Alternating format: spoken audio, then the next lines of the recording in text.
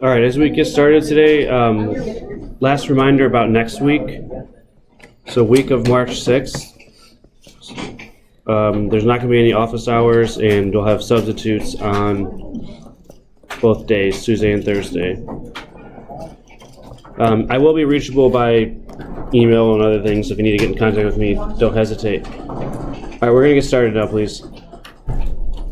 Okay, so that's going to happen, and then the week after that is spring break. So we'll have quite a long time of not seeing each other, but we'll get through it. All right, so today we're going to continue on with stoichiometry, which we started sort of at a conceptual level last time.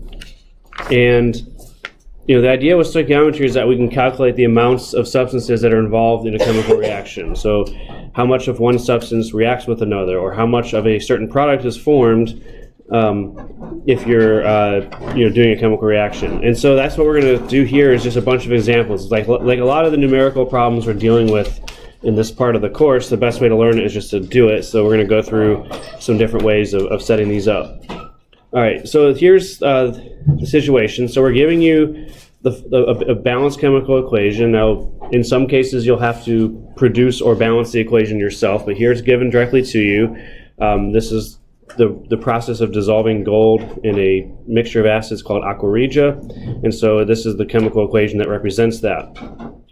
And so water is formed as one of the product, and what this wants to know is how many molecules of water are formed when 2.56 grams of gold is completely converted to the gold-containing product. So in problems like this, we're going to do it a lot the same way that we've done for other conversion-type problems, which is to start with what we're looking for. So look at usually the last sentence in the problem most often and see what it's asking you for. So we're looking for the number of molecules of water. So that's what we want to find. So we're trying to find the molecules of water that are formed. And then what we're going to start with is some given quantity, which may be a mass, maybe a number of moles, maybe something else, but we have to look at what we're given. So we're given that we're going to react 2.56 grams of AU, so that's going to be our starting point for this calculation. All right, so we have to figure out how to get from here to what we're looking for.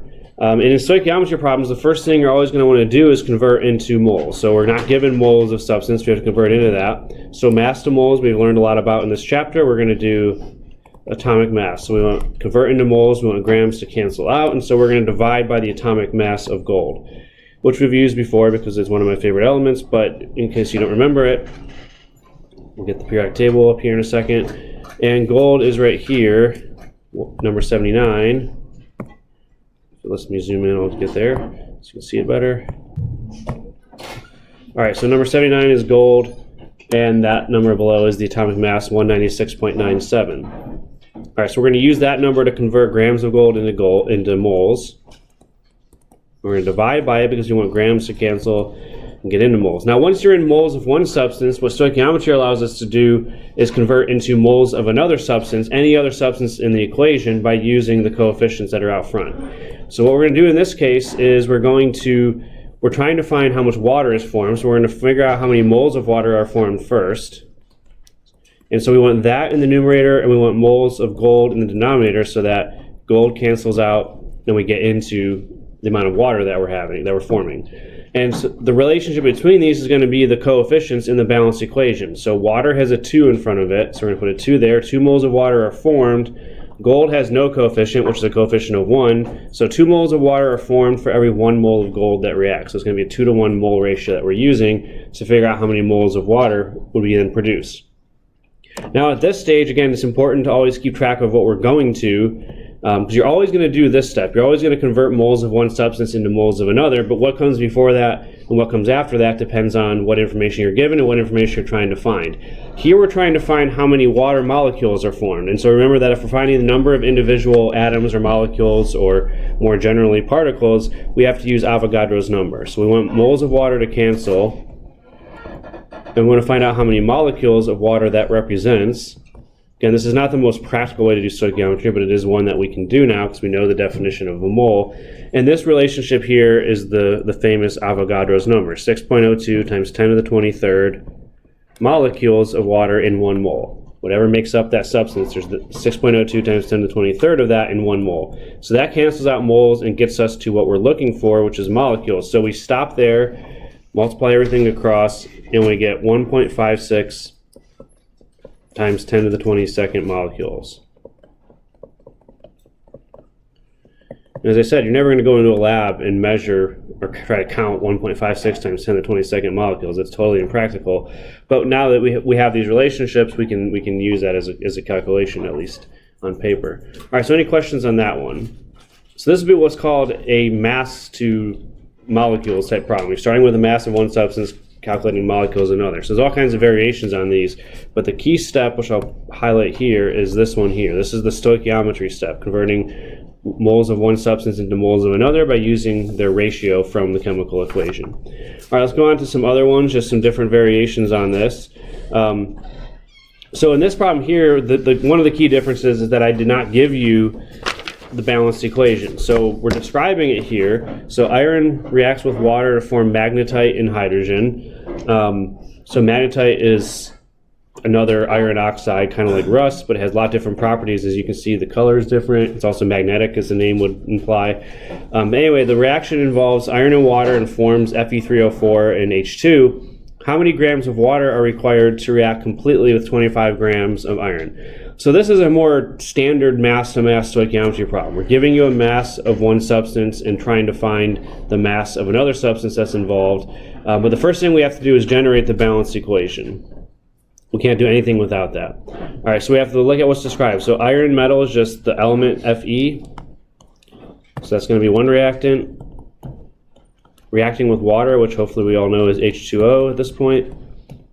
And then we're forming magnetite, which is Fe3O4, and hydrogen, which is H2. So those are the reactants and products. Now we just have to put the correct coefficients into balance as we did last time. So again, usually the way you do this is set something that's more complicated to 1. So we'll set this to 1 initially. This has 3 irons in it, so we need a coefficient of 3 in front of Fe on the reactant side. This product has 4 oxygens, so we need 4 in front of H2O. And then we can balance hydrogen last because we have 4 H2Os over here. That's 8 hydrogen atoms, so we also need 4 H2s forming.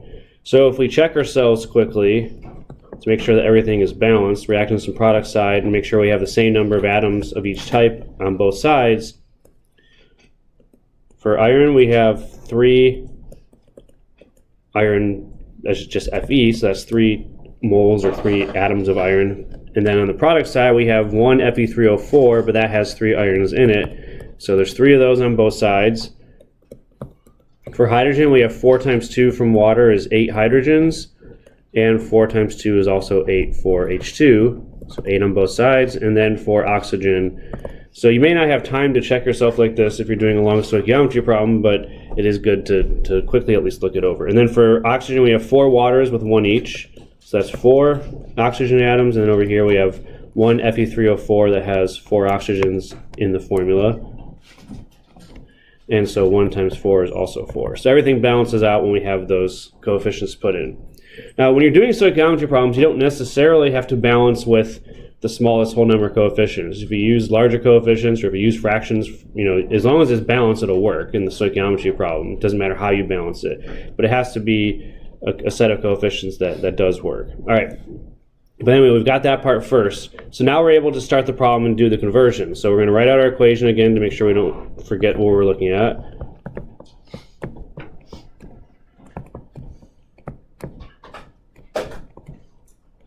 And then we're going to follow the same approach as last time. We're going to write out what we're looking for, which is grams of water in this case, not molecules of water. We're going to start with what we're given, amount of one of the substances, which is 25 grams of iron, 25.0. And then from there, we're going to go to figure out what string of conversions we need to get from here to the final answer. So the first thing we'll do is convert to moles. That's generally going to be the first thing you always do in a stoichiometry problem. So we want to convert into moles of iron, and we want to cancel out grams. So that's going to again be the atomic mass. We're going to divide by it because we need grams in the denominator. Fe is 55.85, and there it is right there, number 26. That's the atomic mass below 55.85. All right, so we're going to use that number in the denominator here. Grams per mole, so that cancels out grams. Once we're in moles of one substance, we can convert into moles of another. We're looking for water, so we're going to convert directly into that. And so we're going to use mole ratios. Moles of water in the top, moles of iron in the bottom to cancel out. And then we look at the coefficients. Water has a coefficient of 4 in front of it. Fe has a coefficient of 3. So that gets us into moles of water. Now, a common mistake that people make in stoichiometry problems is stopping too early or stopping at the wrong place, or sometimes doing extra calculations. So always keep track of what you're looking for. We're looking for grams. We're still in moles here, so we have to do one more conversion to get from grams or moles into grams. We want grams of water, and then we have moles in the denominator to cancel out. And if we look at the problem here, I was nice to you and I gave you the molar mass of water directly, which is 18.02 grams per mole. So we're going to use 18.02 on the top. That's grams of water in 1 mole. And so moles cancel out, and that gives us into what we're looking for, which is grams of water. So we multiply all that across, we get 10.8 grams. So that means if you want to convert 25 grams of iron all the way into Fe3O4, at minimum you're going to need 10.8 grams of water. That's the amount that you would need to make sure that this reaction completely goes to the product side. Okay, any questions on that? So that's a pretty standard mass-to-mass problem. Mass of one substance converting into mass of another. All right, and then we'll just have one more to try, which is really simple, similar to the last one. I have it listed here as try your own, but I'll just do it for you guys. Maybe I don't have, oh, here we go. Okay. So here we have same reaction. So we're going to write that out again.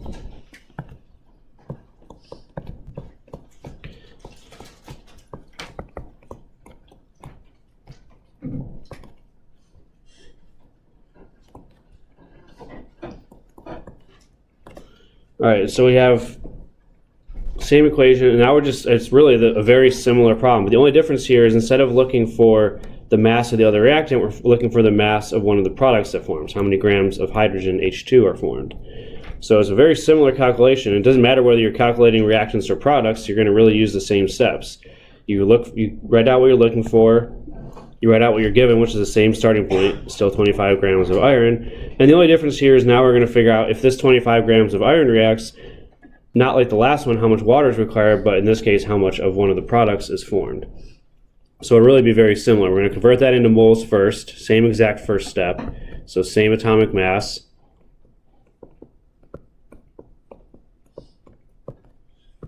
And then once we're in moles of one substance, the key step in the stoichiometry problem is going to be converting into moles of another. So we want to find the amount of hydrogen, so that's what we're going to put up top here. We want moles of iron to cancel. And the coefficients give us what we should use in each part of this ratio. So 4 moles of hydrogen, 3 moles of Fe. And then the last step, we're again looking for a mass of substance. We have to use a molar mass to get in. I didn't give you the molar mass here. But hydrogen is pretty simple because the atomic mass of hydrogen is 1.01. H2 would just be double that, so 2.02. So there's 2.02 grams of hydrogen, H2, in 1 mole of hydrogen. And so that one multiplies across to get 1.21. All right, so that's how much hydrogen would form in this same reaction that we described in the last problem, and that matches choice A here. All right, so that one, again, very similar to the last one. We're just calculating an amount of product, but that doesn't change how we do it. All right, questions on mass-to-mass stoichiometry? Yeah? Do significant figures, like, ever matter? Are you asking in principle or on a test? I mean, like, for stuff like that. In principle, yes, it's exceptionally important. No, but on a test, for this class, not really. Usually we'll specify how many decimal places to enter if it's a numerical answer. When in doubt, follow the rules if it doesn't say, but usually we tell you what to do so that we don't have any problems with that. I think in Chem 2 they're a little bit stricter about it, so you can't like totally forget about the significant figures rule if you're going to go take that class. But for this course, we're pretty lax. We just want to make sure you know how to do everything.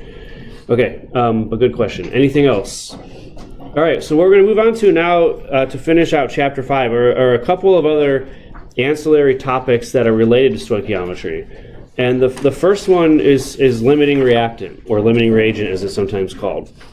Now, I used to go through a whole big example of this, but it took too much time, so I'll just try to describe it quickly.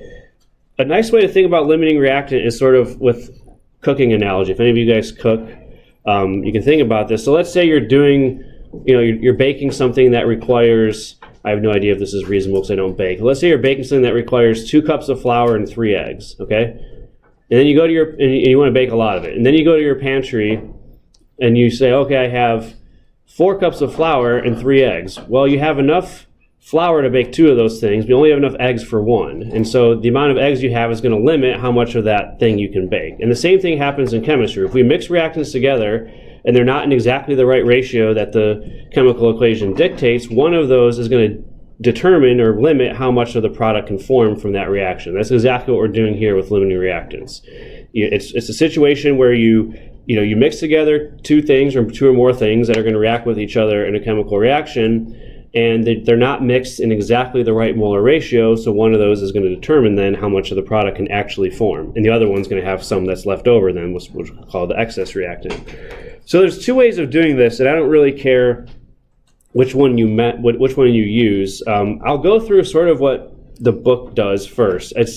To me, it takes a little bit longer. It's not that much different in terms of the amount of time, but I do think that the book's method is a little bit easier to confuse yourself, I would say. So I'm going to give you an alternative approach that I learned when I took general chemistry more years ago than I care to admit, but I think it's a little bit more straightforward sometimes for just getting the problem started and not being led astray. But anyway, I'll start with what the book does because it's perfectly valid, it's just whether you prefer it or not. So the first thing you're going to do is you're going to determine the moles of each reactant. So if we're in most cases, we're going to be reacting 2 things with each other or just considering the amounts of 2 substances only. So you're not going to have to do it for more than 2, but it could get more complicated in some cases. We're going to determine the moles of each reactant. Here I'll call them A and B, just for abbreviation purposes. So 2 different reactants, determine the moles of each. So right now it's going to be probably mass to moles or number of molecules to moles, something that we already know how to do, or we'll give you the moles directly in some cases as well. So then what you're going to do is, and this is where the book's method gets a little bit convoluted if you ask me, but again, it makes sense, you just have to think about it in the right way. So determine how many moles of B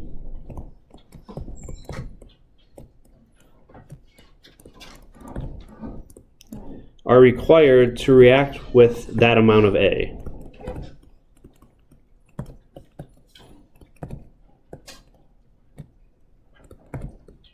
So in other words, what you're doing is you're doing a quick stoichiometry calculation to figure out, if I have this many moles of A, how many moles of B do I exactly need for that reaction? That's what you're going to calculate. And then what you have to do is compare the number that you calculate to the number of moles of B that you actually have. So if the amount you calculate is less than that,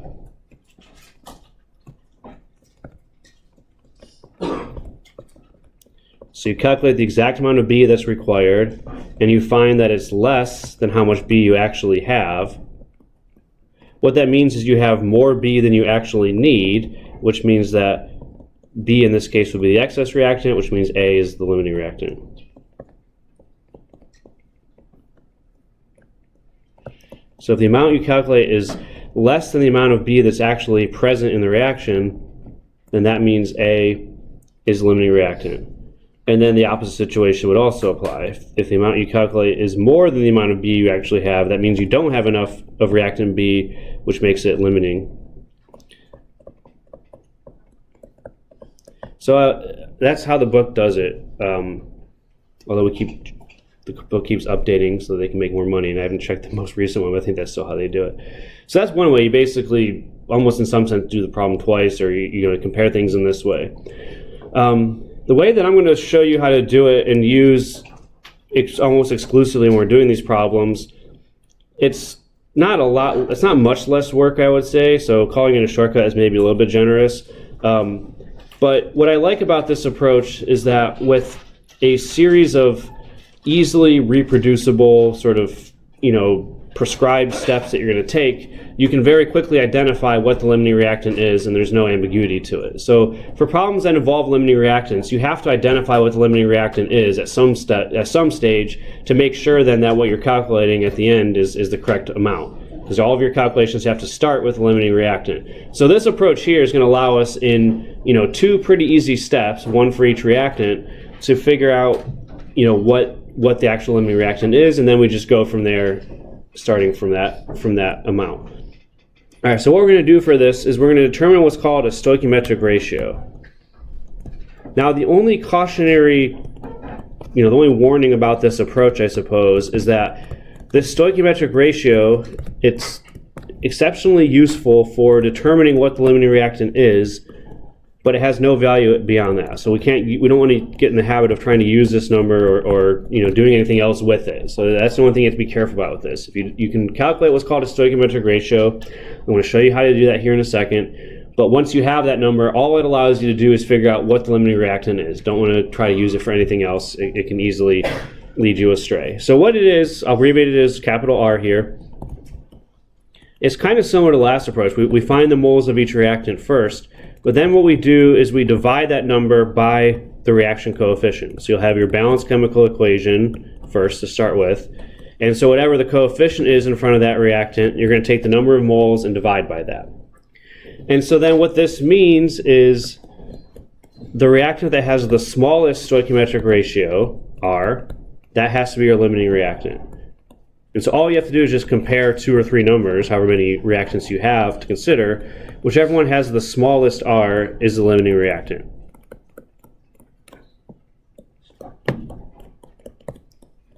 Which I will often abbreviate as LR. Okay? So that's all you have to do is you have to just calculate this one number for each reactant, compare them, the smallest one is limiting, and that's very easily then identified. And the key part about this, and the reason why this is important to identify, is that any subsequent stoichiometric calculation you do, whether it's calculating the amount of product that forms or calculating the amount of another reactant that's involved, or as we'll learn a little bit, calculating the percent yield, all this stuff, any subsequent stoichiometric calculation you do has to start with whatever your limiting reactant is. Because as the name suggests, that's going to limit how much of the product forms in the reaction, so that's the one that's going to accurately give you to what extent this reaction goes and how much product is involved. All right, so that's, again, one of those things that's not going to make a ton of sense until we do it, so let's go forward then and see how it works.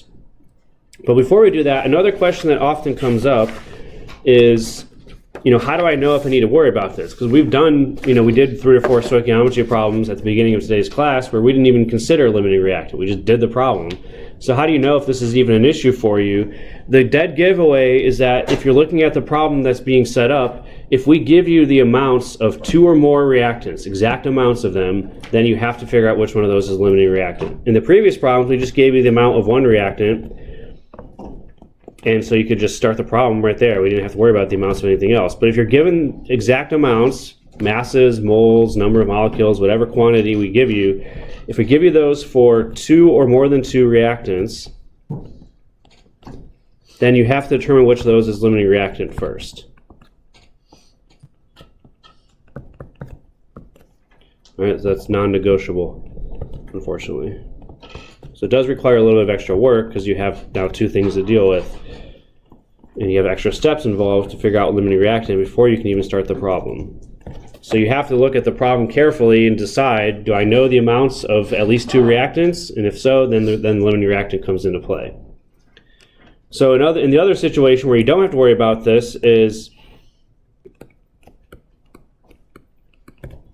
if you're only given an amount for one reactant, and we may or may not explicitly tell you that the other reactants are in excess, but if we're not telling you anything about them at all, you would assume that. So if you're only given an amount for only one reactant, or if you're starting a calculation with a product amount, we haven't done one like this yet, but sometimes we'll say, how much of this reactant is needed to produce this much product? Well, if we're giving you the amount of product, then you don't have to worry about limiting reactant because you're not dealing with reactants in that case as your starting point. So if this is the situation, if we just give you the amount of one reactant and tell you the rest are in excess, or you just assume they actually didn't tell you anything about them, or if the problem starts with how much product is being formed, then you can just start the problem as normal. You don't have to go through the extra steps. So only when you have a situation where the amounts of 2 or more reactants are given as your starting point, do you need to worry about limiting reactant? All right, so sometimes it's easy to forget that you have to do this sometimes. You're just in a hurry to start the problem, do the calculations, and get the answer, but we have to make sure we're aware of when this is important. All right, so any questions so far on just what a limiting reactant is before we really see the important stuff, which is how to use this concept? All right, so let's go forward with some examples then.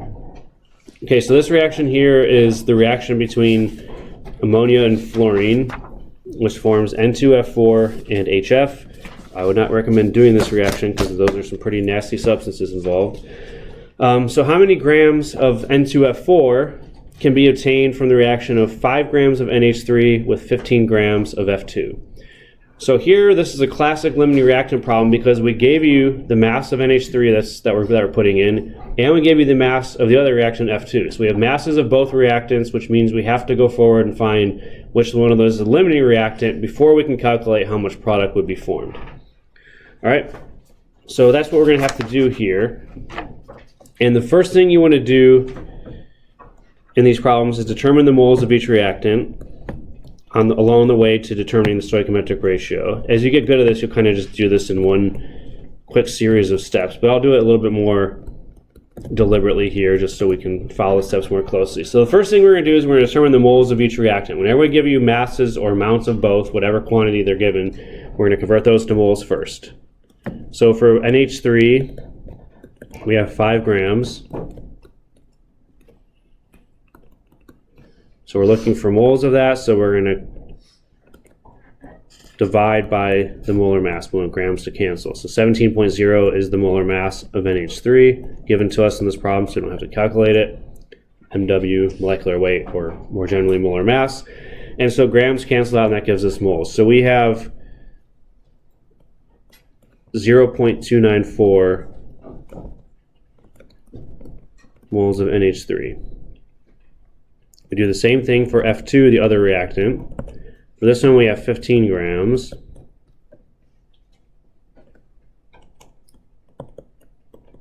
And we use its molar mass to convert into moles. So the molar mass of fluorine is 38. So we divide by that number, grams cancels, and that gives us 0.395.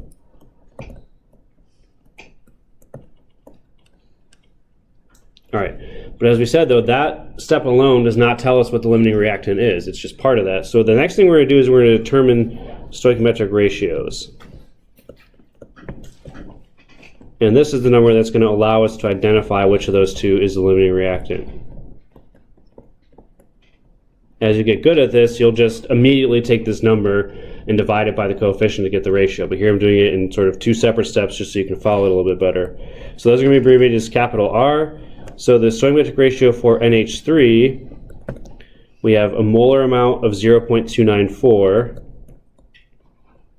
and then we divide that by the reaction coefficient. This equation is balanced, so we don't have to produce the coefficients, and the coefficient in front of NH3 is 2.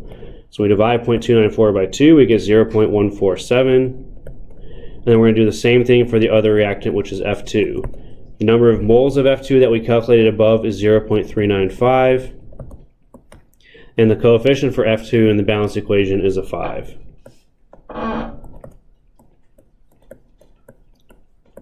So we get 0.0790. So whichever of these two numbers is smaller identifies the limiting reactant. So clearly the number for F2, 0.079, is smaller than 0.147. So this is our smaller number.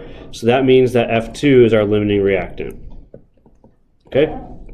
So we've been able to identify that very unambiguously here. And one of the reasons I chose this particular problem and these particular numbers is to, clue you in on some things about determining limiting reactant. So if you look at the masses, we have a lot more F2 than NH3 in terms of mass, 3 times as much. And if you look at the number of moles, we have more moles of F2 than NH3, but yet still F2 is limiting reactant. So it can't be based on how much mass there is, it can't be based even on how many moles there are.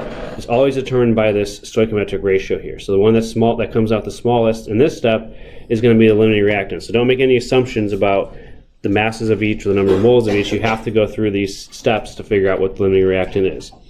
So then once we have that, we can do the calculation that we're asked to do here. So we want to know, so the last step is do the calculation, and we always start the calculation with the limiting reactant, in this case F2.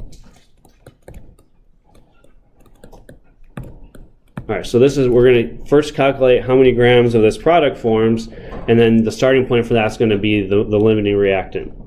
So we're looking for the grams of N2F4, and our starting point is going to be the limiting reactant. Now we could put in the mass of limiting reactant that we are given directly in the problem, but since we already calculated the moles of that previously, and that's going to be the first step we'd have to do here anyway, it's a little bit faster to start with moles. So once you calculate moles of reactants, you can then use those to start your stoichiometry problems without having to do the extra step of converting mass into moles again. So that's going to be our starting point, moles of limiting reactant. And then since we're already in moles, we can do the stoichiometric ratios to convert moles of substance between each other, moles of N2F4 formed for every mole of F2 that reacts. So we're going to use coefficients for that. Coefficient for N2F4 is a 1, there's no coefficient, and for F2 it's 5, as we used in the last step. So moles of F2 cancels. That gives us moles of N2F4, and we're looking for the grams of that. So we have one more step to do, which is to convert moles into grams by using the molar mass. So grams of N2F4, moles in the denominator to cancel out, and so we're going to multiply then by the molar mass. There's going to be 104.0 grams in 1 mole. That's the number that's given directly here. So we get into grams of N2F4, which is what we're looking for. So we stop there, multiply across, and we get 8.22. So if you had instead started your calculation with the other substance, NH3, you would have calculated a number that's bigger than this, which can't be correct because you don't have enough F2. You only have enough F2 to form this much of your product. All right, so once you get the limiting reactant, it just becomes a normal stoichiometry problem, but your calculations start from there. All right, any questions on that one so far?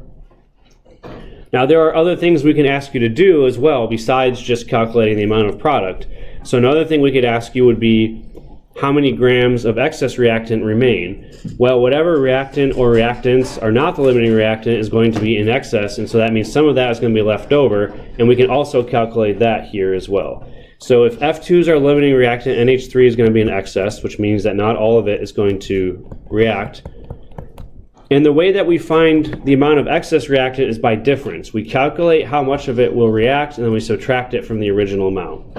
So the first thing we're going to do is a stoichiometry calculation to figure out what mass of NH3 was consumed in the equation, in the reaction. All right, so if we're reacting, so all of our limiting reactant goes away, converts into products. And so we're starting with 0.395 moles of our limiting reactant. Once we know that that's the limiting reactant, all of our calculations start there. And we want to figure out how many grams of NH3 will react with that amount of F2. Okay, so we're going to do the same calculation. We're going to use stoichiometric ratios. We want to find moles of NH3 and cancel out moles of F2. Coefficients are 2 for NH3, 5 for F2. Okay, and then we have, since we're looking for how many grams are in excess, we're going to calculate how many grams are consumed, and that's going to be, again, molar mass to get back into grams. Grams per mole, which I don't think I gave it to you in this step, but earlier we said was 17.0 for NH3, 17.0 grams in 1 mole. So that was given in a previous step. All right, so that tells us how many grams of NH3, but this number does not tell you how much is left over. This tells you how much actually reacted during the chemical reaction. So this is the amount that was consumed as all of the limiting reactant was reacting with it. So then the excess is just going to be by difference. The amount of NH3 that's left over in excess is going to be the amount that we started with, 5.00 grams. If you go back to the first step of this problem, we said that we were putting in 5.00 grams of NH3. That's our starting amount. We subtract from that the amount that was consumed, which is 2.69 grams. That's what we just calculated. And so then what's left over is 2.31 grams. So at the end of this reaction, you're going to form the amount of product that we calculated in the previous step, but you're also going to have 2.31 grams of NH3 that's left over that doesn't react because there's not enough F2 for all of it to go there, to go to product. All right, so any questions on that one? That's another little wrinkle now we can have, where we can also figure out how much of the other reactant is left over once we know which one is limiting. All right, and then just one more to try, which I'll go through it here just so you have the steps. But again, try it on your own if you want to see if you understand this. So another reaction. Pretty complicated one, but we gave it to you directly so you don't have to balance anything. We have 5.25 grams of N2O, 4.05 grams of sodium, and 2.57 grams of NH3 are combined. What is limiting reactant? So this one is very similar, but the only difference here is that we have amounts for all three reactants now, which is, I mean, we're not going to usually make it that complicated, but it could be. So that's about as complicated as it gets. We have amounts of three reactants. So again, look at the problem closely. You see that we're telling you exact amounts, this time in grams again, of each of the three reactants. So we have to figure out which one is the limiting reactant, and that's what this problem is asking us to do. So for each one, we're going to calculate moles first, and then the stoichiometric ratio from that. So for N2O, we have 5.25 grams. We're going to convert that to moles by dividing by its molar mass. So mass to moles is going to be most common in this chapter, but we'll see other relationships for moles later on. So 44.01 grams per mole, that's the molar mass of N2O given directly to us in the problem. So that's 0.119 moles of N2O. And then its stoichiometric ratio, we'll calculate that directly from here, is that number divided by the coefficient. The coefficient for N2O is 3, and so that comes out to basically 0.040. Should be enough decimal places to distinguish. So we get the stoichiometric ratio for all three reactants. That's our first one. Second one is, we'll just go in the order that they're given, sodium Na. We have 4.05 grams of sodium. We convert that into moles by using its molar mass, which in this case is an atomic mass because it's an element.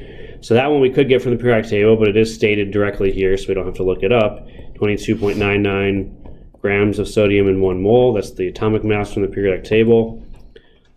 So that gives us 0.176 moles, and then a stoichiometric ratio of that number, 1.176, divided by the coefficient for sodium, which is 4.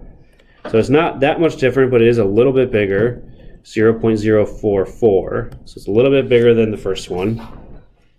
And then finally, we do the same thing for the third, which is ammonia again, NH3, another reaction involving ammonia. And so what we're having is 2.57 grams of that.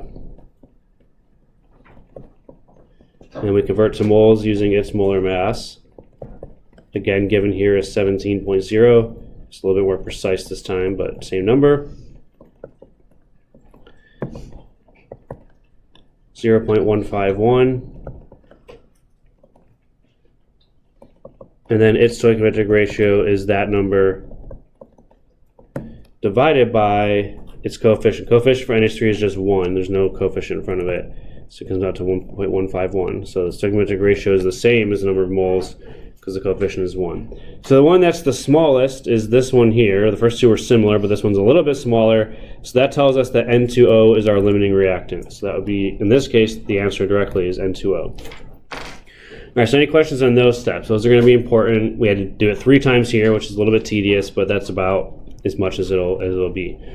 All right, so that's going to be how we identify limiting reactant, and then there's other things we can ask. So how many grams of this product, NaN3, are theoretically obtained? This is a cool substance. This is called sodium azide, and this is what they use in airbags. So if you like shock it really, if you like pound it really hard or shock it in some way, it decomposes and releases nitrogen. So basically you have some sodium azide in your airbag. When there's a crash, it impacts the sodium azide, causes an explosion, releases N2, and your airbag blows up really fast. So that's what that does. Not that that's important here, but anyway.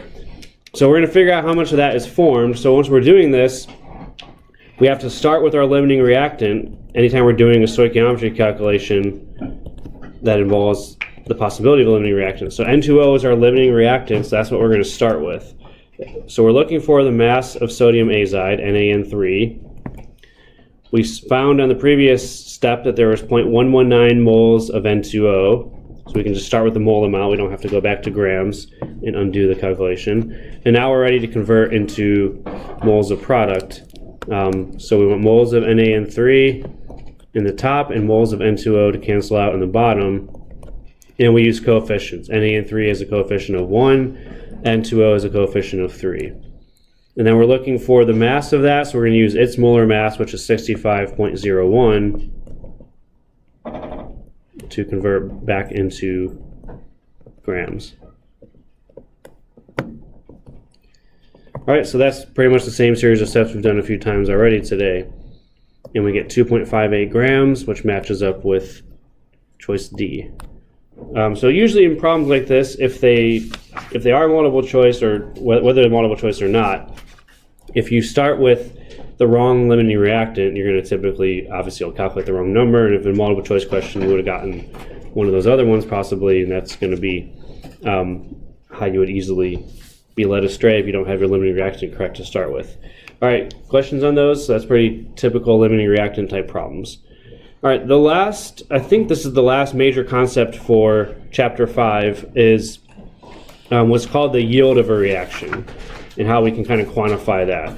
So this is sort of useful in an experimental context. So when you're doing a reaction, if you're just doing on paper calculations like we've been doing so far, you can just calculate, okay, this is how much reactant I need, this is how much product will form, all that stuff. But in reality, when you're doing things in a lab, they don't always work out as perfectly as they would be on pencil and paper.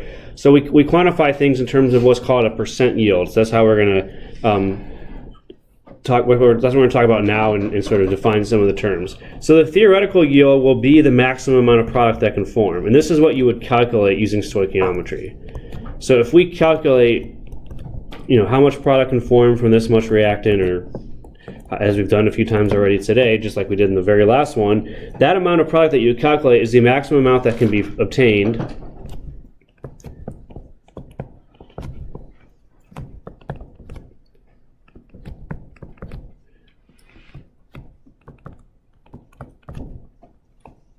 if all of the limiting reactant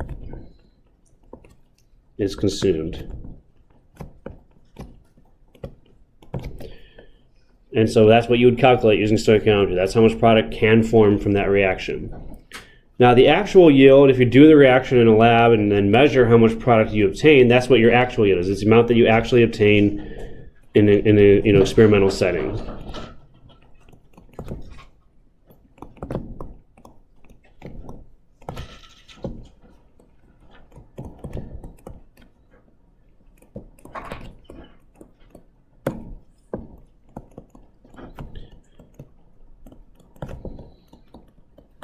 So I have very little, I'm embarrassed to admit, I have very little knowledge of what goes on in the labs here. They're kind of separate for whatever reason. But if you do a chemical reaction in the lab, which I'm sure at some point you will, whether it's Chem 1 or Chem 2 or both, you will run the reaction, you'll collect your product, and you'll measure how much of it has, usually by weighing it out, by getting its mass.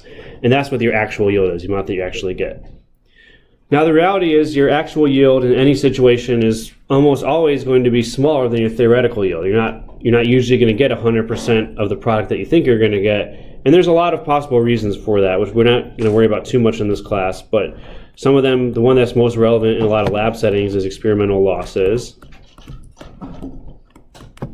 What you guys might call human error, but there's better ways of saying that. So essentially, if you're trying to collect your product and some of it is stuck to the flask, and actually collect it, or you spill a little bit, which you obviously don't want to do, but sometimes happens. So it's just physical losses of that product in the act of collecting it from the reaction. So that can happen. We also have what are called side reactions.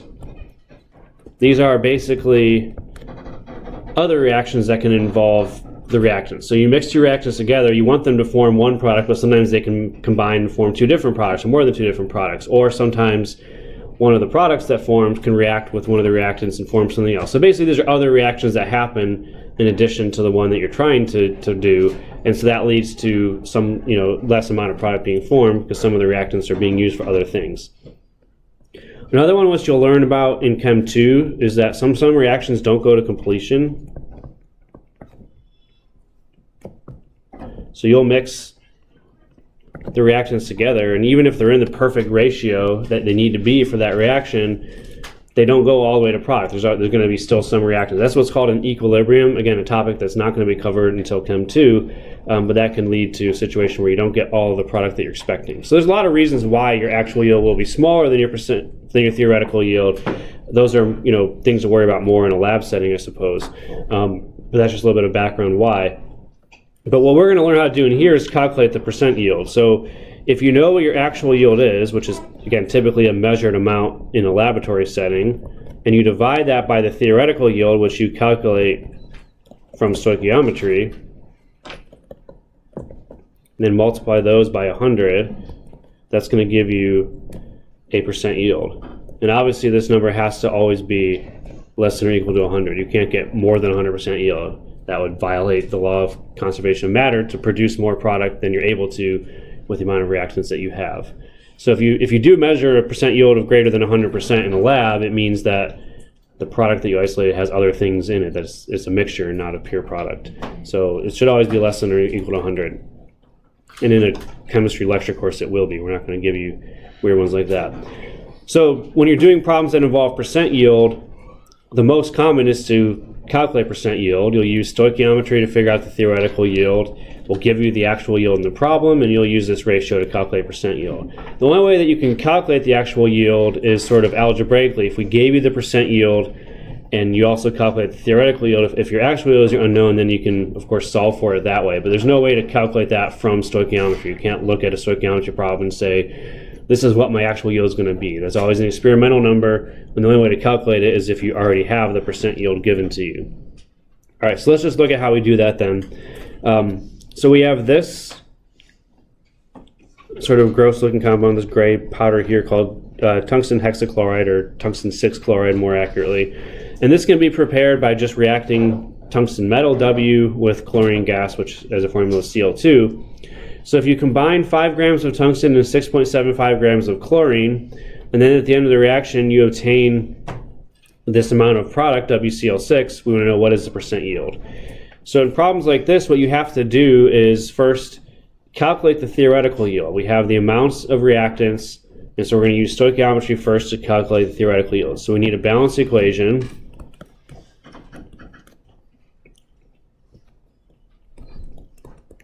And so the only thing we need as a coefficient is a 3 in front of Cl2 to make sure that we have 6 chlorines on both sides. Everything else is fine. So that's going to be our balanced equation, a pretty simple one here. And because we gave you amounts of both reactants, if we're going to calculate the theoretical yield, we have to know which reactant is limiting to be able to do that. So we have 5 grams of tungsten, 6.75 grams of chlorine, exact amounts of both reactants. So we're going to have to go through and figure out the limiting reactants. So that's going to be our first step here. We'll calculate moles of each, and then their stoichiometric ratios. So we have 5 grams of tungsten. It's an element, so its atomic mass would be on the periodic table, but we're giving it to here directly, 183.84, so you don't have to look it up. So we divide by that to get moles of tungsten.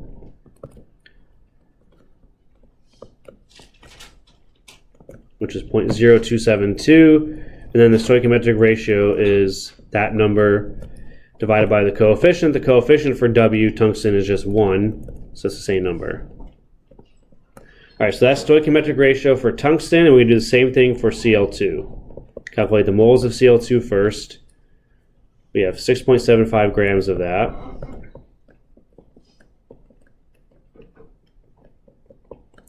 The molar mass of Cl2 is 70.9.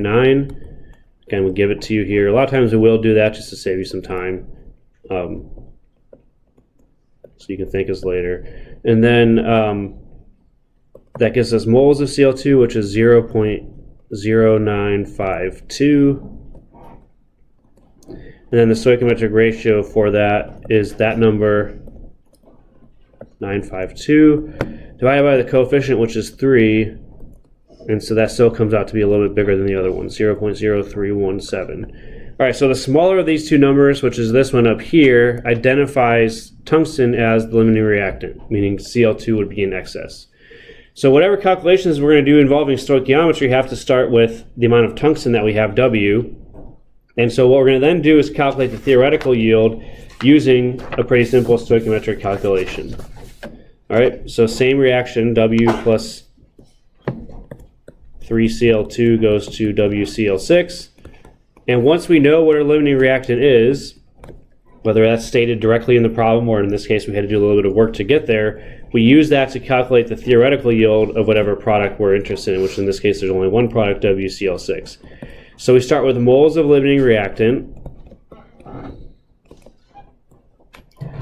We use reaction coefficients to figure out how many moles of the product form from that.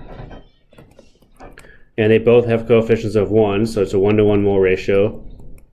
The same number of moles of product.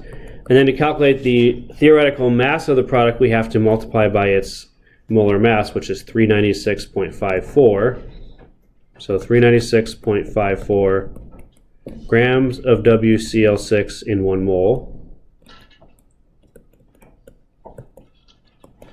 And so what that comes out to is 10.8 grams of WCl6.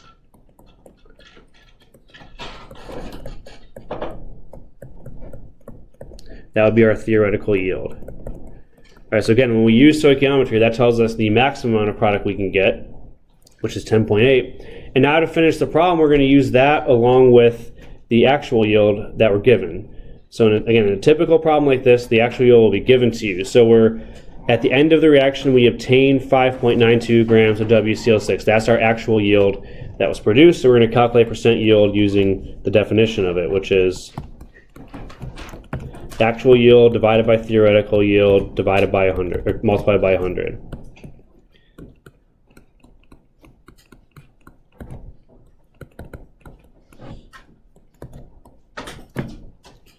All right, so the numbers are 5.92 grams for the actual yield, the amount that we got in the reaction. The theoretical yield was the amount we calculated with stoichiometry, 10.8 grams. And then we multiply that by 100 to get it into a percent. So that comes out to 54.8%. So when you do a reaction, you wonder, oh, is 54.8, is that good or is that bad? That totally depends on the situation. I have never done this exact reaction before, so I don't know if that's good or not. But for some reactions, you should try to, you should be able to get close to 100%. For other reactions, you're thrilled if you get 3%. It really just depends on the reaction. So, but here we just have to know how to calculate it, not necessarily what to do with that number or how to contextualize it. All right, so any questions on percent yield? All right, so we're doing okay on time here.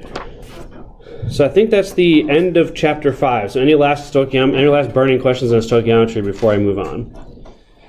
All right, so we're going to move on to chapter 6 now, which will involve stoichiometry eventually, but we're going to do that at the very end of chapter 6 after we first talk about all these different types of chemical reactions that can happen. So chapter 6 is all about chemical reactions that happen in solution, that have reactants and products that are dissolved, usually in water. So we have to get some definitions to start, and we're going to talk today mostly in conceptual terms about aqueous solutions in water, and then we'll start learning how to quantify them, how to talk about different types of reactions that can happen, and then back to stoichiometry at the very end of this chapter, tying it all together. Okay, so a solution is defined as a homogeneous mixture, so it's kind of synonymous with that. We talked a little bit about mixtures at the very beginning, so this is really the first time we're going to formally talk about mixtures. And it involves two or more substances.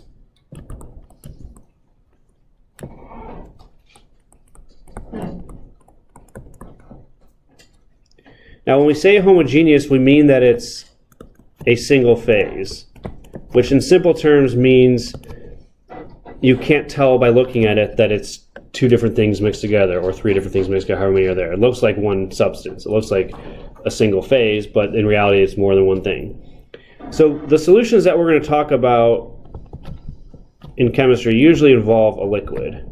I mean, you can have a solution that involves any state of matter. So, for example, the air that we breathe is a solution. It's a mixture of different gases. You can't tell that there's, several different gases floating around the room.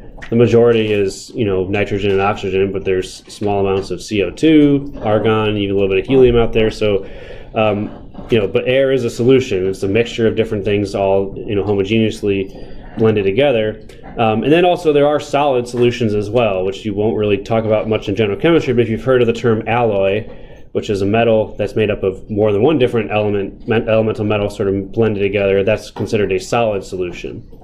But the type we're going to talk about usually involve a liquid, and exclusively in Chapter 6, that's all we're going to deal with. So examples of common solutions: salt water. So if you dissolve salt in water, it still looks like water, but it has now two components mixed together.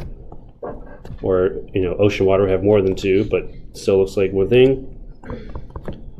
Most beverages are solutions. I mean, there's exceptions to this, like carbonated beverages, you can see the gas bubbles coming out, so that's not really a solution anymore. But most, clear beverages that look like just colored liquids would be solutions. Air, as we said, is a solution. Gasoline, it's not one thing that you're putting in your car with gasoline. It's a mixture of many different liquids that are all blended together. So that's going to be what a solution is sort of defined as. And the solution is going to have two components. And, in some cases, which one is defined as solute and which one is solvent is a little bit arbitrary. But for the types that we're going to deal with, it's usually pretty clear. So the solute is the minor component of a solution.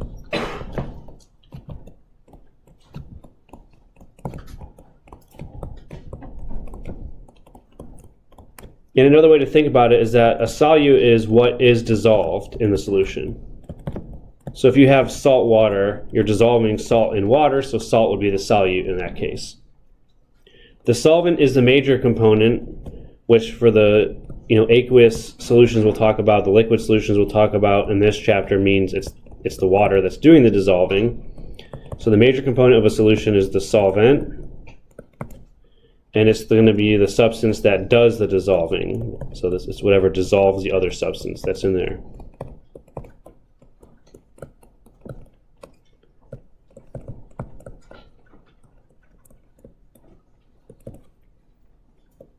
So for the purposes of this course, the solvent's always going to be a liquid. Usually water, because the stuff we're talking about here is always going to be solutions in water. And then as a last definition, I've kind of used this word already by accident, I jumped the gun a little bit, but aqueous would refer to a solution where the components are dissolved in water. So if you have aqueous sodium chloride, that means sodium chloride dissolved in water. The word aqueous means dissolved in water. So when we use that term. All right, so those are some simple definitions to get us started. The other thing we want to understand is how does water dissolve things? What exactly is happening when we dissolve something in water, and why is water able to do this? So the first thing we're going to review a little bit is the polarity of water. We talked about polarity in Chapter 4 not too long ago, and we want to know, okay, so one of the reasons that water is able to dissolve things, as we'll see, the polarity is important for that, especially for ionic compounds or solutions that involve ions, which we're principally going to be dealing with. The polarity of water is critical. So just to review why water is polar, oxygen is more electronegative than hydrogen. So in H2O you have one very electronegative atom, oxygen one that's less so, hydrogen, or two of them I guess, but they're different electronegativity values. We also know from VSEPR that it has a bent shape. So we have those two OH bond dipoles, and because of the bent shape, they don't cancel out.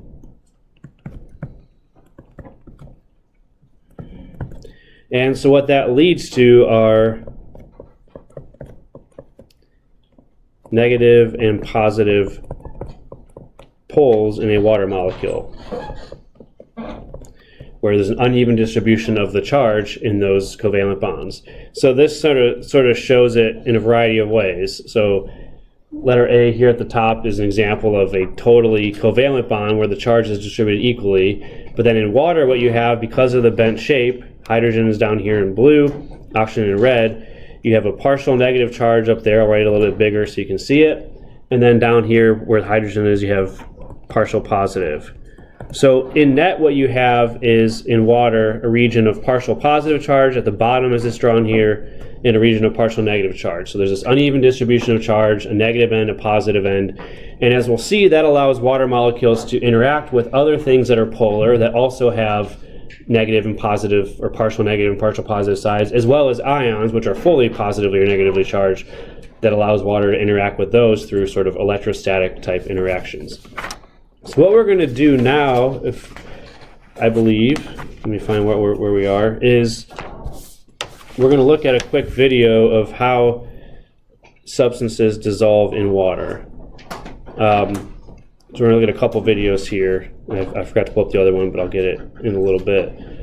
All right, so the first video is sort of at a molecular level what happens when something dissolves in water. So the first one it's going to show is sodium chloride dissolving in water, salt as we call it commonly. So as we're going to learn this more in detail later on in the course, but when you have an ionic compound, we already know that it has positive and negative ions in it. In the solid forms, when you have salt crystals, or the white sort of looking material that you know of as salt, that you could have a salt shaker, those crystals are made up of regularly repeating positive and negative ions. The negative and positive ions are just sort of stacked together, repeating over and over and over again in all directions. So when you put that in water, let's look at what happens. Hope it doesn't have, I don't think it has sound. Okay, so this is sort of a simulation, but it's just a video of a simulation. It's not an interactive one, unfortunately. So it gets started a little bit slowly. They're going to put sodium chloride in water, so that's sort of what it looks like macroscopically, of course. Now we're going to zoom in on the molecules and see what's going on. All right, so painstakingly slow to get there, but come on. I should speed it up to like 1.5 times or something, but we have time.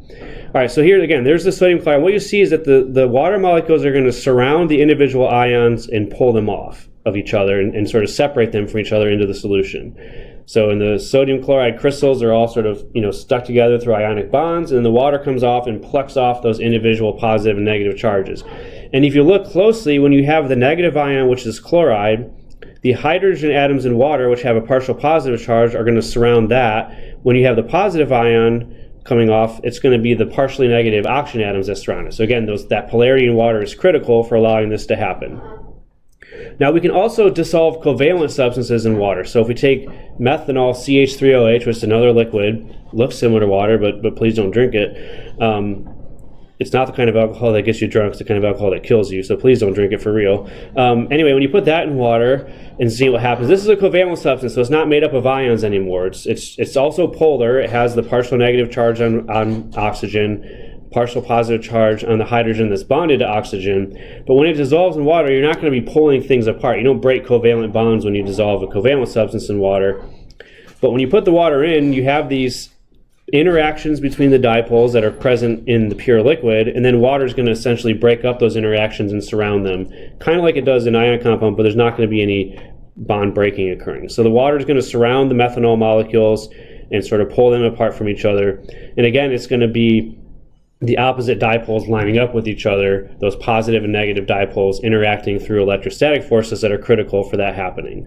So you can dissolve both ionic compounds and covalent compounds in water, especially polar covalent compounds, and those are going to be, the polarity of water is going to be a critical determinant of that. All right, so just to summarize what this video shows, and the link is here so you can look at it yourself. When you dissolve ionic compounds, you separate the ions into solution. So the ions that are part of that compound separate in the aqueous solution. And so your solution now has distinct positive and negative ions floating around, surrounded by water, but there's going to be separate positive and negative ions floating around. When you dissolve covalent compounds,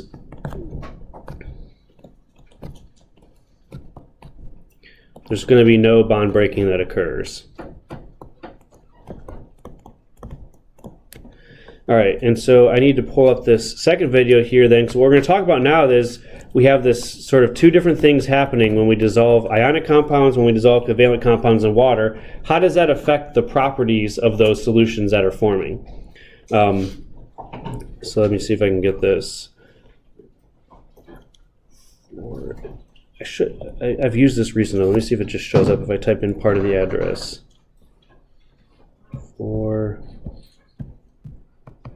Yes, good. Okay. So let me turn my volume off because this one does have sound. I don't need it. All right, it's already pretty much off. That's good. Okay, so we're going to go to this video here. This is going to show us the properties of solution. In particular, the one we're going to look at is how are they able to conduct electricity or not. Once we get through the ad. Okay. So this guy's a little bit too enthusiastic, but you get the idea. So he has all these different aqueous solutions, different substances dissolve in water or pure water itself. And he's going to test whether they conduct electricity by putting 2 electrodes in and seeing if the light bulb lights up. So with tap water, you can see the bulb limbs up dimly, although not a very bright light as we'll see. If we go to pure distilled water, nothing dissolved in it, there's no electrical conductivity. The light bulb stays off. Sodium chloride, an ionic compound dissolved in water, really bright lighting up of the light bulb because there's all those dissolved ions that are able to conduct electricity. HCl is a strong acid, similar story. We'll talk about acids later. This is NaOH, another ionic compound, also classified as a base. It lights up. There's all these different compounds. But then if you go to sugar, which is a covalent compound, we see that there's no electricity being conducted. This guy's ridiculous. And then with vinegar, it's weakly conducting. So there's different levels of conductivity depending on the type of substance that's dissolved. And then this is another covalent substance, kind of like methanol that we just showed, no electroconductivity. So when you dissolve covalent compounds in water, and then this is an ionic compound, but it doesn't actually dissolve. You can see it's just sitting at the bottom there. It's not actually dissolved. And so there's no conductivity in that case either. So the ions need to actually be dissolved in the water for the electrical conductivity to occur. All right, so that guy had more fun doing that than I had describing it, but nonetheless, it was a nice demonstration of how there's these different properties of solutions that depend on what is dissolved in them. Okay, so again, just to sort of quickly summarize what that is. If you have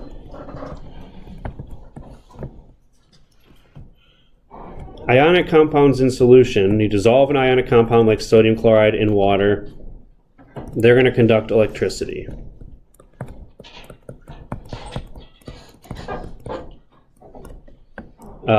Whereas covalent compounds like sugar, ethanol, methanol, those do not because there's no ions being. So you have to have ions in solution for electricity to be conducted. We also saw that there was one example there of an acid, HCl, as well as acetic acid that conduct electricity. We'll talk more about acids later in this chapter, but when they dissolve in water, even though they're technically covalent compounds, they behave a lot like ionic compounds. They release ions into the solution. So that's going to come up a little bit more detail later on. So those also do the same thing. They conduct electricity. But regardless of what the substance is, any solution that conducts electricity is called an electrolyte solution.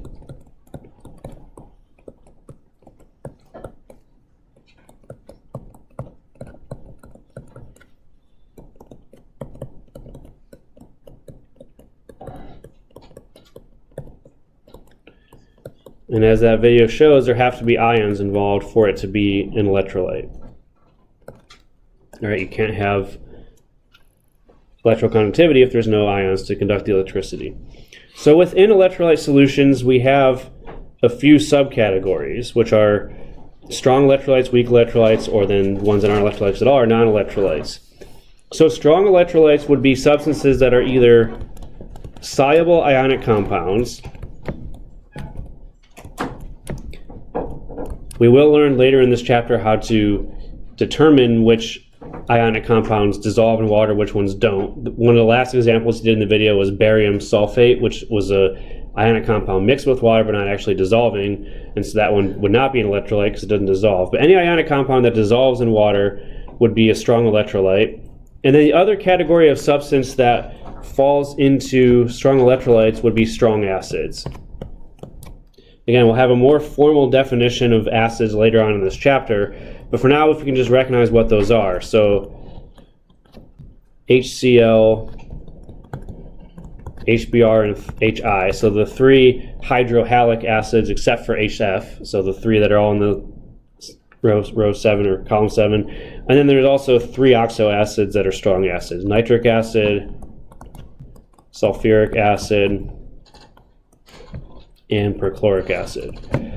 So there's probably other ones, but these are the ones that you'll see in this class that are classified as strong acids.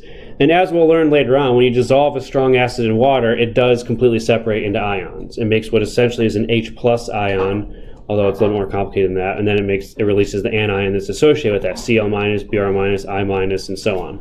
So all of these types of substances, though, these strong electrolytes, they conduct electricity really well.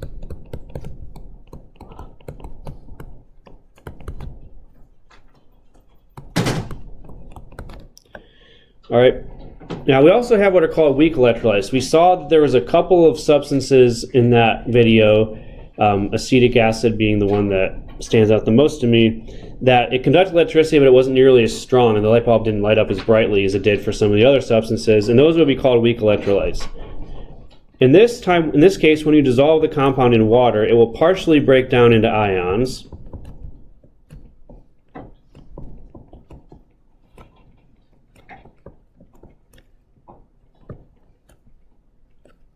And because there's at least some ions in the solution, it will weakly conduct electricity.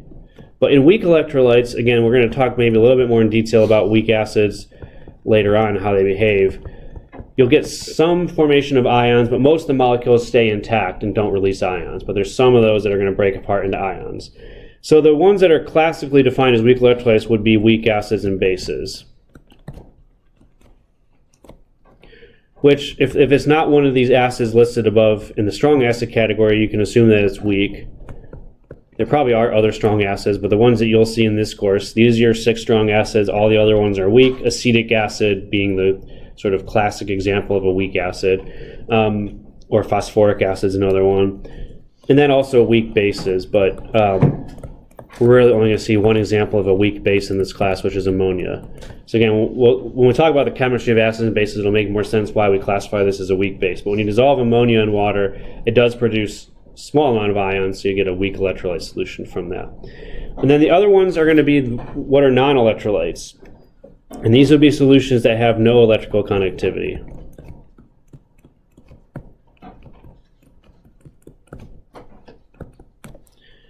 So this would be anytime you dissolve a covalent compound in water that's not an acid or a base.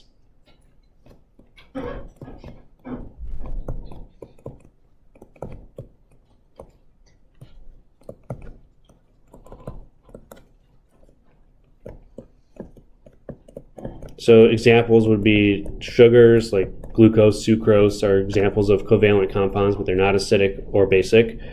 Alcohols, which have the sort of general formula of,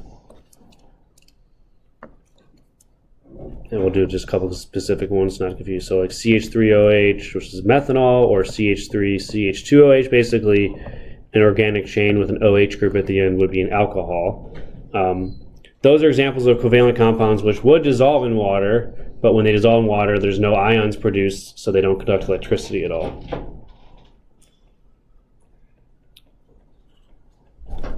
All right, any questions then on that? Yeah.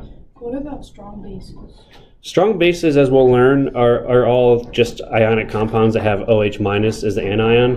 So there's not really a need to separately categorize those because they would be an ionic compound, and so when they dissolve in water, they will be an electrolyte. Yeah. That's a good question. Anything else? All right. So we won't get through everything today, but let's just talk a little bit about how we can start to quantify compounds dissolved in solution. So the first thing we're going to talk about is, when something does dissolve in water, how many ions are actually present when that happens. So there's a little bit of something like stoichiometry involved here. So a classic question would be, how many moles of ions are present when this amount of a substance dissolves in water? So for problems like this, when we're looking for the total moles of ions, we have to think about the nature of the compound we're dissolving and what are the ions that it separates into when it dissolves in water. So we have silver 1 nitrate, which is AgNO3. You have to remember we're talking a lot about ionic compounds in this chapter, so we have to remember our polyatomic ions and ionic formulas and things like that. So when we dissolve silver nitrate in water, the way that you sometimes show that is you just draw an arrow with water above it, indicating that we're just putting this into water. As we said, when you dissolve an ionic compound in water, it separates into its constituent ions. So in this compound here, AgNO3, you're going to produce 1 Ag+, it's silver 1 nitrate, so that's the charge on silver when it's an ion. And you're going to produce 1 NO3- as the negatively charged ion. And there's just one of each because that's the formula of the compound, AgNO3, one of each ion. And we put these little symbols AQ next to them to indicate that they're dissolved in water. So that means aqueous. So we talk a little bit about, some chemical equations show SLG, solid, liquid, gas. When you're talking about reactions that or processes that happen in aqueous solution, little AQ tells you that those substances are dissolved in the water. So this is what happens here. And so what we're looking for is the total number of moles of ions that are produced. So if we have 3 grams of silver nitrate dissolving, we can figure out how many moles that is pretty easily by using its molar mass, which is 169.87, given to us in the problem. But that's not directly how many moles of ions there are, that's just the total number of moles of the substance we're dissolving. If we look at this process here, when it separates into ions, we have 1 Ag plus, 1 NO3 minus. And so what this means is that for every 1 mole of AgNO3 we dissolve, we actually get 2 moles of ions. 1 mole of positive ions, 1 mole of negative ions. So the total number of moles of ions is 2. So to finish out this calculation then, we'd have to recognize that there's going to be 2 moles of ions produced for every 1 mole of AgNO3. So when we're quantifying things that are dissolved in solution, if it's a compound that breaks up into ions, we can quantify each ion separately in terms of the number of moles of that ion, or we can quantify them together as we're doing here and saying what's the total moles of ions. In this case, there's 2 total moles of ions for every 1 mole of that substance that dissolves, and so that would then come out to 0.353 moles of ions. So it would be half this number in terms of how many moles of silver nitrate you're dissolving, but each mole of silver nitrate produces 2 moles of ions when it separates in solution. So you have to start thinking about, when something dissolves, how we're able to then quantify individually the ions that are involved as well as together. All right, so I will stop there because what we're going to get into next is a little bit more about how we quantify things in chemical, in aqueous solution. So we're going to talk about a concept called molarity, and so we'll get to that next time. So again, we'll have substitutes next week, but I will record videos on these topics that we're covering, so you can view them on YouTube if you prefer to do it that way. All right, I'll see you guys probably not till after spring break, so have a good one.